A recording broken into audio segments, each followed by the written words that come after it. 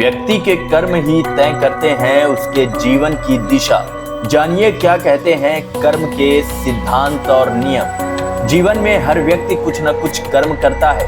भगवान श्री कृष्ण गीता में स्वयं कहते हैं कि कोई भी मनुष्य क्षण भर भी कर्म किए बगैर नहीं रह सकता है। व्यक्ति के कर्म ही उसे ऊपर उठाते हैं और कर्म ही ऊंचाइयों से उठाकर जमीन पर भी पटक सकते हैं। हिंदू धर्म में माना गया है कि हमें हमारे कर्मों के अनुसार ही शुभ या अशुभ फल प्राप्त होता है।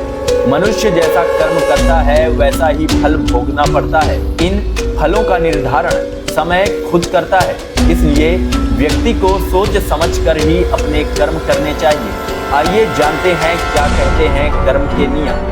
व्यक्ति को किससे डरना चाहिए? कर्म नियमों के अनुसार कर्म का योग ही ईश्वर है।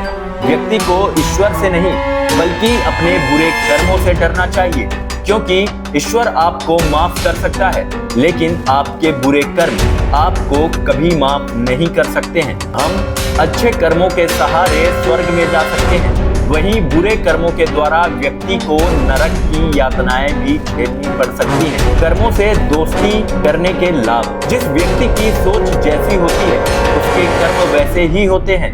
अगर व्यक्ति अपने कर्मों से ही दोस्ती कर लेता है तो वह हमेशा फायदे में रहता है।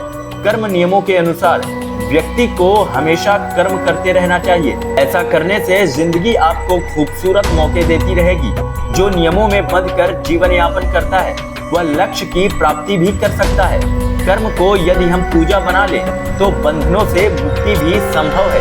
कर्मों के कारण इंद्र को भी झेलना पड़ा था परिणाम। जी हाँ, कर्म वो आईना है जो हमें हमारे असली चेहरे को प्रदर्शित करके हमारे सामने प्रस्तुत करता है, क्योंकि कोई भी व्यक्ति अपनी खूबसूरती से नहीं बल्कि अपने कर्मों से बड़ा होता है।